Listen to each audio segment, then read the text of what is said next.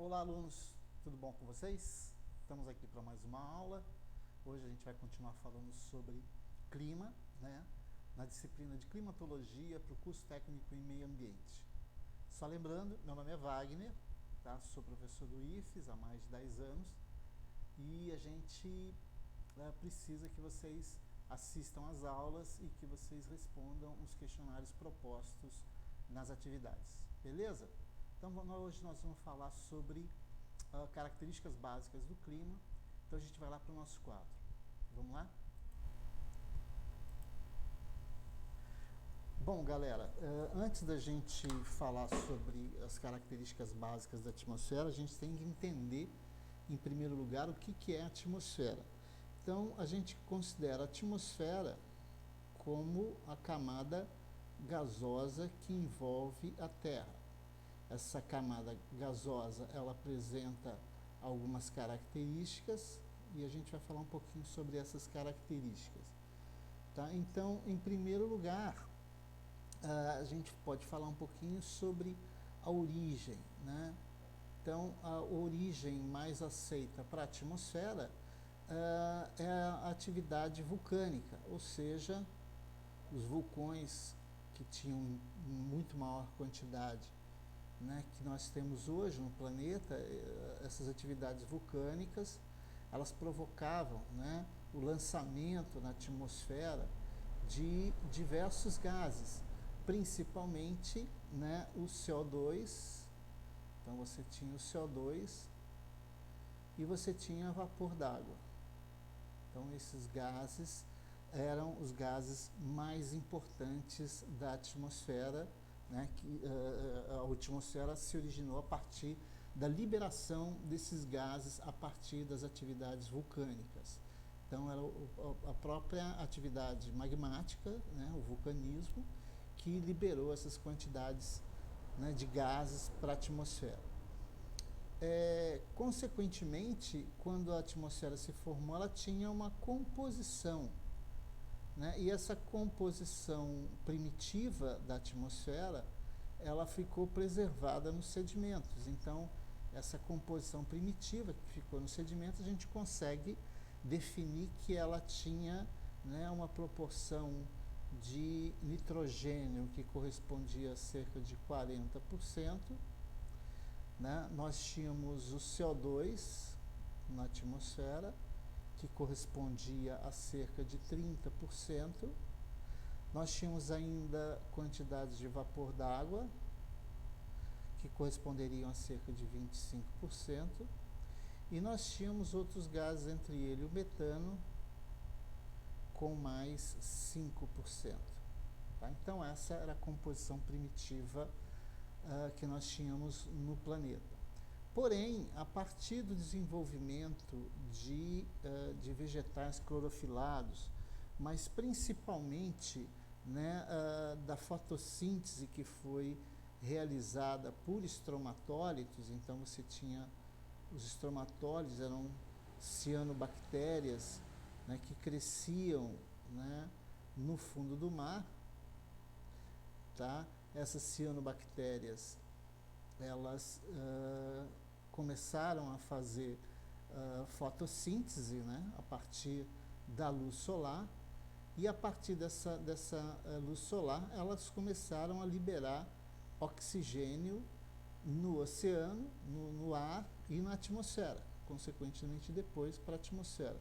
Então, a atmosfera foi se enriquecendo em oxigênio, né, o que permitiu o desenvolvimento na superfície da Terra de vegetais clorofilados, que através da fotossíntese, né, ou seja, a absorção do CO2, né, e a transformação do carbono em matéria vegetal, e o oxigênio ficou livre na atmosfera.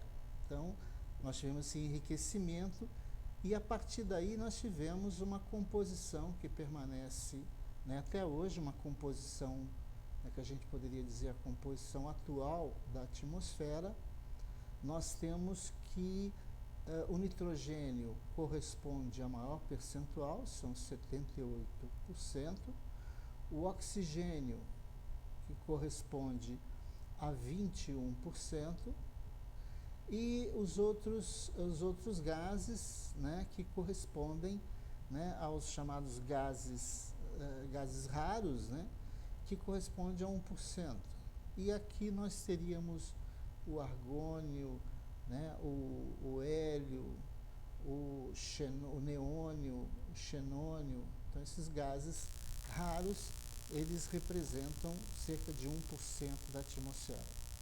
O ozônio, inclusive, né, o ozônio, que é a camada de O3, ele foi extremamente importante para o surgimento da vida na superfície, porque esse ozônio ele se concentrou nas camadas mais altas da atmosfera, né, formando uma espécie de filtro, né? Então você tinha essa camada de ozônio extremamente fina, né, está exagerado aqui, e que ela, né, ela filtrava determinadas radiações, ultravioleta A e ultravioleta B, que seriam prejudiciais ao desenvolvimento da vida. Então, a importância do oxigênio na atmosfera foi a possibilidade de criar esse filtro, né, esse filtro que foi criado a partir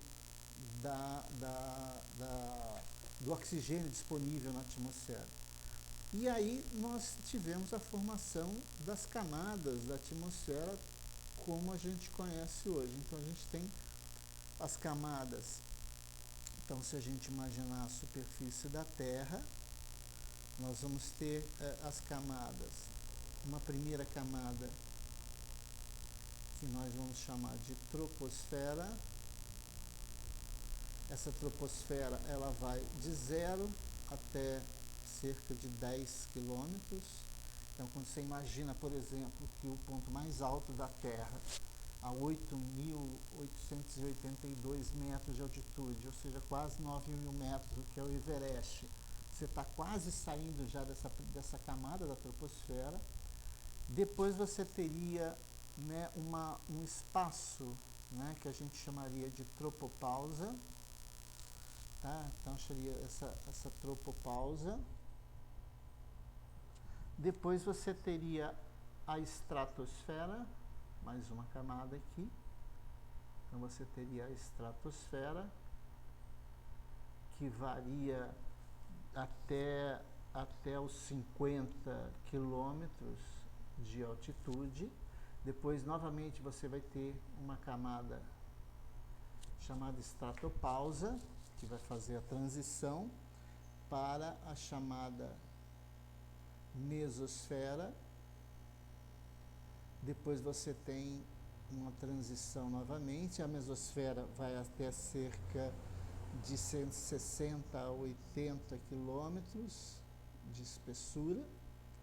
E por último você teria a exosfera, que seria a partir dos 90 quilômetros, dos 90.000 metros.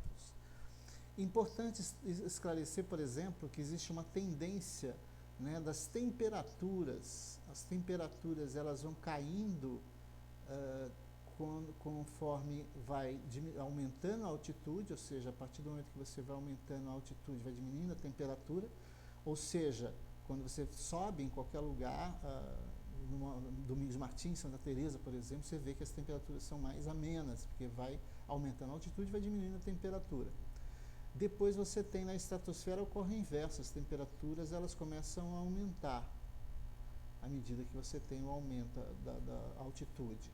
Depois na mesosfera ocorre novamente o contrário, as temperaturas caem conforme vai aumentando a altitude, e depois você tem, a partir da exosfera, as temperaturas novamente aumentando em direção ao espaço. Então, basicamente, a gente teria essas camadas. A troposfera, a importância da troposfera é que é nela que vão ocorrer, né, os fenômenos climáticos que nos interessam. Então, aqui que vai ocorrer, né, os fenômenos climáticos que mais são importantes para a nossa vida, para as nossas atividades econômicas. Então, é importante estabelecer essa separação aí.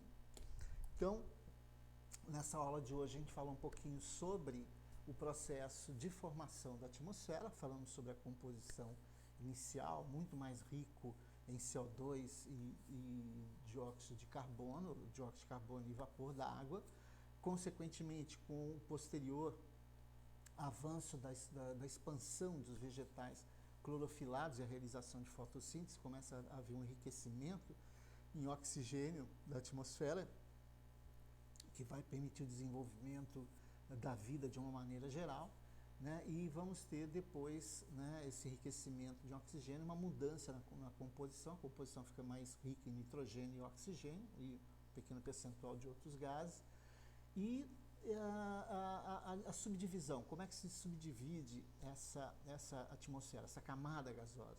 Então, ela mais próxima à superfície, ela é muito mais rica em oxigênio, e à medida que vai aumentando a altitude, vai diminuindo esse percentual do ar atmosférico, da presença de oxigênio no ar atmosférico. E aí você vai tendo, né, as transições de camada para outra. Algumas vão apresentar camadas com algumas características diferentes de presença de composição, vamos dizer, de alteração de temperatura.